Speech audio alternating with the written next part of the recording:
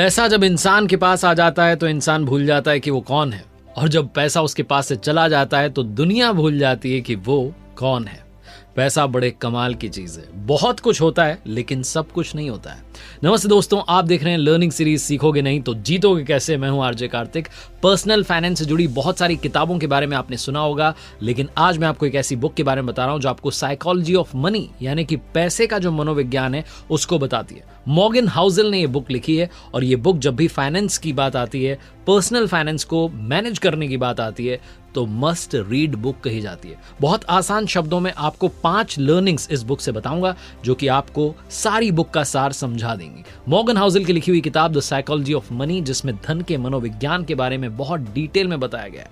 हर इंसान का पैसे को लेकर के अपना अपना नजरिया होता है। कुछ लोग कहते हैं कि पैसा बहुत कुछ होता है, कुछ लोग कहते हैं कि मनी डजंट मैटर, पैसा मैटर नहीं करता, खुशियां मैटर करती हैं। तो आइए सीखते हैं 5 बड़ी बातें द साइकोलॉजी ऑफ मनी से। सबसे पहली लर्निंग जो कि द साइकोलॉजी ऑफ मनी से मैंने सीखी है वो है पैसा बर्बाद मत करो। अगर मैं आपसे पूछूं कि आपको एक खूबसूरत बंगला मिल सकता है या फिर आप 30 लाख रुपए कमा सकते हैं, तो बताइए आप क्या चुनना चाहेंगे।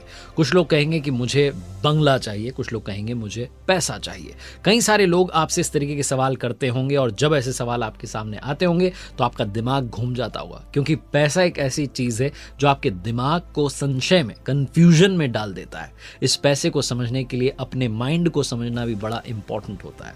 अगर आपका हाल कुछ ऐसा और आप भी इस तरीके के सवालों से परेशान रहते हैं, तो ऑथर ने इस बुक में किस्सा बताया। वो कहते हैं कि जब मैं अपने कॉलेज में था तब पैसे इकट्ठा करने के लिए वेटर का जॉब किया करता था, और जिस जगह पर काम करता था वो लॉस एंजलिस के सबसे महंगे होटल में से एक था। एक दिन कहते हैं मॉर्गन हाउसेल की जब मैं अपनी जॉब पर था तो मैंने देखा एक 21 साल का मिलियनेयर वहां पर आया हुआ था। वो बहुत स्मार्ट था, टेक्नोलॉजी की अच्छी पकड़ थी।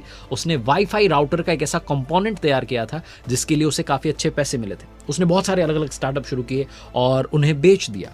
मनी मैनेजमेंट में हालांकि वो खास नहीं था, क्योंकि उस लड़के को अपने पैसे की नुमाइश करना, दिखावा करना, शो ऑफ करना बहुत पसंद था। जहां भी जाता था अपने साथ में नोटों की गड्डी लेकर के जाता था, और वेटर को भी कई बार टिप के नाम पर मोटी नोटों की गड्डी दे देता था।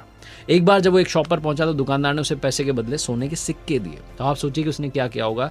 वो समुद्र के किनारे गया और बीच साइड जाकर के अपने दोस्तों को भी सिक्के दिए और कहा चलो फेंकते हैं, किसका कितनी दूर जाता है सिक्का। इस तरीके की हरकतें उसने की, और एक दिन ऐसा भी आया जब वो एक होटल के लैंप से टकरा गया था, और उसकी वजह से वो लैंप टूट गई थी। लैंप टूटने की वजह से जो होटल मैनेजर था उसने कहा कि भाई $500 का खर्चा है।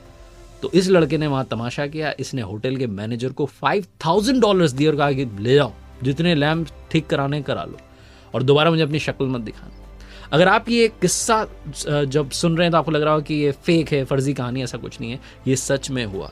ऐसे लोग होते हैं जो पैसे का दिखावा करते हैं जब पैसा उनके पास में आ जाता है, और एक दिन ऐसा भी आता है जब वो दिवालिया हो जाते हैं। इस लड़के के साथ भी यही हुआ। पैसे के नशे में इसने अपना सारा पैसा खो दिया क्योंकि इसे घमंड हो चुका था। ये दोस्तों के साथ में अपने पैसे को बर्बाद कर रहा था, और वो दोस्त भी जब इसके पास में पैसा खत्म हो गया तो इसका साथ छोड़ करके चले गए।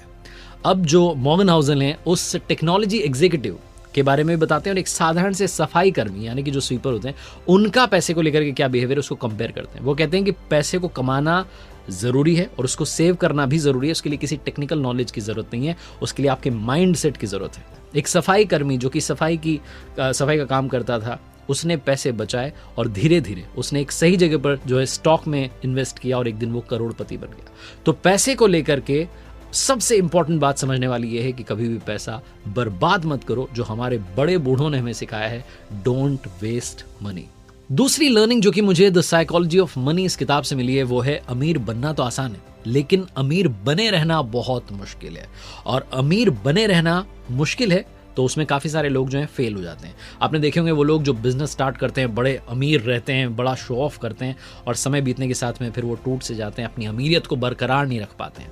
इसलिए अपने करियर में, बिजनेस फील्ड में, स्टॉक मार्केट के इन्वेस्टिंग में सक्सेस पाने के लिए सबसे इंपॉर्टेंट बात यह है कि आप लंबे समय तक सर्वाइव करें। और इसे समझने के लिए आप समझिए वॉरेन बफेट का एग्जांपल, जिनके साथ में बहुत सारे ऐसे इन्वेस्टर्स थे जिन्होंने स्टॉक मार्केट में इन्वेस्ट किया था, लेकिन वॉरेन बफेट की तरह लगातार सक्सेसफुल नहीं बन पाए, क्योंकि वो लंबे समय तक स्टॉक मार्केट में सर्वाइव नहीं कर पाए। अमीर बनने के बहुत सारे तरीके होते हैं, आप कोई भी काम करके अमीर बन सकते हैं, लेकिन अमीर बने रहना बिल्कुल वैसा ही मुश्किल काम है जैसे कि सक्सेसफुल बने रहना। सफलता मिल जाती है। आजकल डिजिटल की दुनिया में वायरल कोई भी कभी भी अचानक कहीं से हो जाता है, लेकिन वायरल होते रहना बहुत मुश्किल काम होता है। इस मुश्किल काम का सीक्रेट ये है कि आपको एक्सेप्ट करना होगा कि दुनिया में कोई भी चीज़ हमेशा के लिए नहीं रहती। अगर आपके पास में कोई चीज़ आज है तो उसकी वैल्यू कीजिए और ये समझ के चलिए कि इस दुनिया में नथिंग इज परमानेंट, कुछ भी परमानेंट नहीं है, सब कुछ टेम्पररी है। तो आप बहुत तरीके से सलीके से चलेंगे और आप दुनिया में सक्सेसफुल बने रहेंगे। ये फॉर्मूला आपको मिल जाएगा। जैसे इस बुक के ऑथर मॉर्गन हाउसल ने कहा कि रिच होना और रिच बने रहना आसान नहीं है, इसीलिए जैसे आज हमारा सेफ है लेकिन फ्यूचर भी सेफ रहे इसकी कोई गारंटी नहीं है। तीसरी बड़ी लर्निंग जो कि इस बुक से मिलती है, नो वन इज क्रेजी। दुनिया में कोई भी मूर्ख नहीं है। अगर आपको बहुत सारे लोग ऐसे दिखते हैं जो कि पैसों के साथ में मूर्खता वाला व्यवहार कर रहे हैं, आपको लगता है कि क्या कर रहा है, पैसे उड़ा रहा है, तो मूर्ख नहीं है, बेवकूफ नहीं है। आजकल की जनरेशन कई बार ऐसा लगता है कि शो ऑफ करने में पैसा खर्च कर रही है, गेमिंग के पीछे दौड़ रही है, लॉटरी का टिकट खरीद रही है। तो लोग वही काम कर रहे हैं जो उनका माइंड करना चाह रहा है। कई लोग गरीब होते हैं, उनको लगता है कि हम इमरजेंसी के लिए पैसे अरेंज नहीं कर सकते, लेकिन अभी जो है उसको तोड़ा लेते हैं, अभी तो जीवन को जी लेते हैं। तो लोगों का जो एटीट्यूड है वो पैसे को लेकर के अलग अलग प्रकार का है। कई सारे लोग ऐसे भी हैं जो कहते हैं कि पैसों की सेविंग करना हमारे लिए पॉसिबल नहीं है, क्योंकि हम जितना कमा रहे हैं उससे ज़्यादा खर्च हो जा रहा है। तो इसलिए हम ये सोचते हैं कि जो भी है बस उसको जी लो। ऐसे कई सारे लोग होते हैं जो बड़ी गाड़ियों के बारे में सोचते हैं, बड़े घर के बारे में सोचते हैं, महंगे स्कूल के बारे में एडमिशन कराने का सपना रखते हैं। तो अगर आपको ये चीज़ें आसानी से मिल चुकी हैं तो आप उनकी कद्र करना शुरू कीजिए, क्योंकि ये चीज़ें कई लोगों के लिए आज भी एक सपना ही है। मॉर्गन हाउसल एक कहानी सुनाते हैं और वो मैसेज देते हैं कि चाहे इंसान गरीब हो, मिडिल क्लास से बिलोंग करता हो, बहुत अमीर हो, वो अपने फाइनेंशियल रिलेटेड जो डिसीजंस होते हैं वो एक्सेल शीट का एनालिसिस करके नहीं लेता है, वो अपनी सिचुएशंस, अपने इमोशंस से अफेक्ट होकर के लेता है। ऐसा हो सकता है कि जो फैसले मैं लूँ वो आपको बेवकूफ़ी भरे लगें, या ये भी हो सकता है कि आप जो लें वो मुझे लगे कि क्या फ़ैसला आपने ले लिया। तो हमारी जो ग्रोथ है वो इस पर डिपेंड करती है कि आसपास की जो सिचुएशन चल रही है, जो हमारे इमोशंस चल रहे हैं, उनको हम किस तरीके से मैनेज करते हैं, अपने पैसे को किस तरीके से मैनेज करते हैं और उसका सही इस्तेमाल करते हैं। जब भी आप शेयर खरीद रहे हैं तो आप ये याद रखिए कि किसी ने वो शेयर बेचा है। इसका मतलब कि जब कोई आपको शेयर आप खरीद रहे हैं तो आप उसे सस्ता समझ के खरीद रहे हैं, लेकिन दूसरा इसलिए बेच रहा है क्योंकि उसको महंगा लग रहा है। कुल मिलाकर के कहने का मतलब ये है कि लोगों को हमेशा यही लगता है कि वो बढ़िया डील कर रहे हैं, और हो सकता है कि उस वक्त के लिए वो बढ़िया डील भी हो। आज से 20 साल पहले अगर किसी ने अमेजॉन के शेयर लिए होंगे तो आज वो 2600% के फायदे पर बैठा होगा। हो सकता है कि उस वक्त किसी ने अमेजॉन के शेयर लिए ही ना हो। तो कुल मिलाकर के कहने का मतलब यह है कि पैसे को लेकर के कोई भी मूर्ख नहीं है, वो अपने आसपास की सिचुएशन, अपने इमोशंस के हिसाब से डिसीजन ले रहा होता है। चौथी लर्निंग जो कि इस बुक से मिलती है, पैसा कभी भी काफी नहीं होता। हमेशा आपको ऐसा लगता रहेगा कि पैसा और मिल जाए तो बढ़िया रहे, लेकिन यही दुख का कारण है। साइकोलॉजी ऑफ मनी के बारे में बताने के लिए कोलकाता के रजत गुप्ता का एग्जाम्पल देते हैं ऑथर। कहते हैं कि 40 साल की उम्र में अनाथ होने के बावजूद एक बड़ी कंपनी के सीईओ बन गए थे। 2008 में उनके पास में $100 मिलियन थे। वो चाहते तो इंटरेस्ट इनकम के जरिए बैंक में पैसा रखा रहता और उसके जरिए ही वो इंटरेस्ट इनकम से कुछ और पैसे कमाते, लेकिन वो उससे संतुष्ट नहीं थे।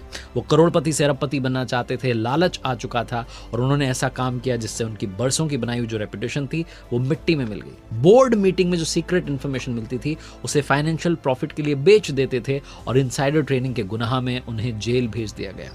रजत गुप्ता के इस एग्जाम्पल से ऑथर समझाना चाहते हैं कि ऐसे बहुत सारे लोग हैं जिन्होंने अपने फाइनेंशियल गोल को अचीव कर लिया, लेकिन दूसरा फाइनेंशियल गोल तुरंत अचीव करना चाहते हैं। ऐसे लोग रुकते नहीं हैं और इसी चक्कर में लालच कर बैठते हैं, और लालच जो है सब कुछ तबाह कर देता है। ज्यादा पैसों का लालच, पैसा तो कभी भी आपको काफ़ी नहीं लगेगा, कभी भी आपको ऐसा लगेगा कि पर्याप्त है, आपको लगेगा थोड़ी और भूख जो है बची है।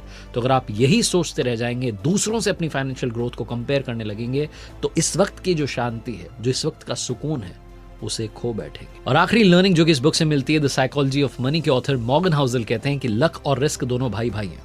भाग्य और जोखिम साथ साथ चलते हैं, हम लोगों के जीवन से जुड़े हुए हैं।